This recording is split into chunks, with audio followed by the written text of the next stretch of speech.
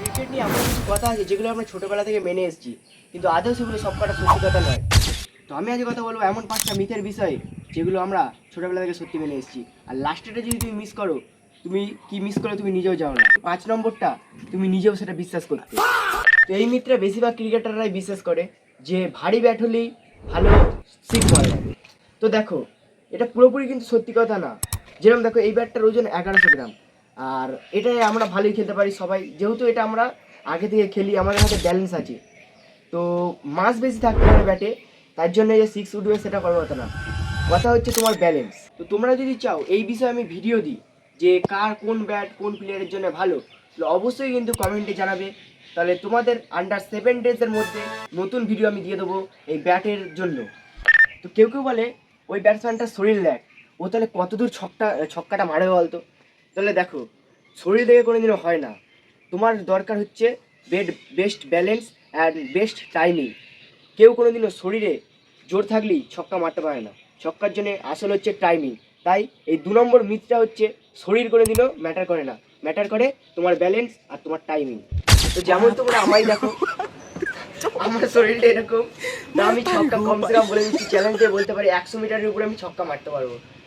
And myth number 3, নেটের মধ্যে practice করলেই ভালো ম্যাচে ফলাফল করা যাবে। তোমরা যদি এটা মেনে থাকো তাহলে এটা ভুল। কারণ কি, তোমাদের আসল পরীক্ষা তখনই হবে যখন তোমরা ওপেন গ্রাউন্ডে প্র্যাকটিস করে দেখাবে।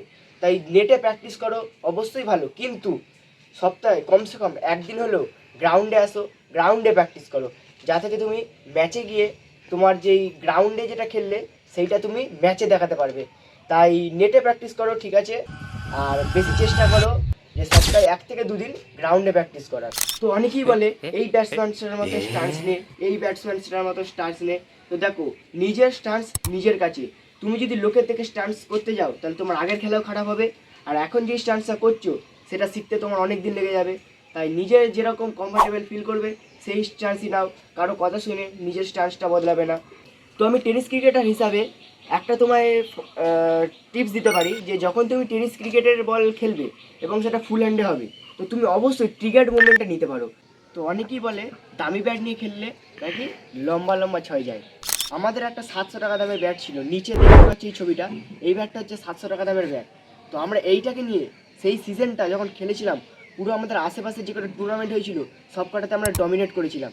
কোনোদিনও দামি ব্যাটে ছক্কা বেরোয় না, ছক্কাটা বেরোবে তোমার ভেতর থেকে। তাই তুমি যখনই প্র্যাকটিস যাবে কোনোদিন এই কথাটা বিশ্বাস করবে না যে দামি ব্যাটেই জয় লাগে।